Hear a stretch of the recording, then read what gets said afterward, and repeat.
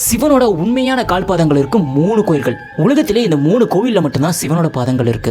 முதல்ல திருவண்ணாமலை, இந்த கோவிலில் காயத்ரி கோபுரத்துக்கு பக்கத்தில் சிவனோட பாதங்கள் இருக்கும். அந்த பாதம் சிவன் முத உலகத்துக்கு விஷ்ணுக்கும் பிரம்மாவுக்கும் காட்சி கொடுத்தப்ப முத பூமியில் கால் எடுத்து வச்சப்ப உண்டான கால்பாதம் தாமா. பலரோட கருத்துப்படி சிவன் முத பூமியில் வச்ச கால்பாதம் இதுதானா.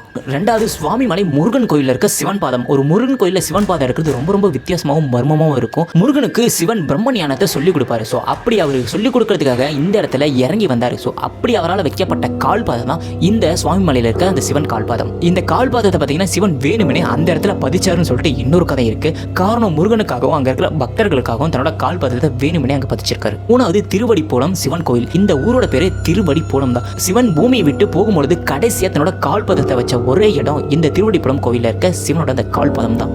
இது சிவனோட வீரட்ட கோயில்கள்ல ஒரு கோவில். இந்த இடத்துல அசுரன் கூட சண்டை போட்டு முடிச்சதுக்கு அப்புறம் உலகத்தை விட்டு போகும்போது கடைசியா சிவன் வைத்த காலடி பாதங்கள் தான் இந்த கோயில் இருக்க அந்த கால்பாதம்.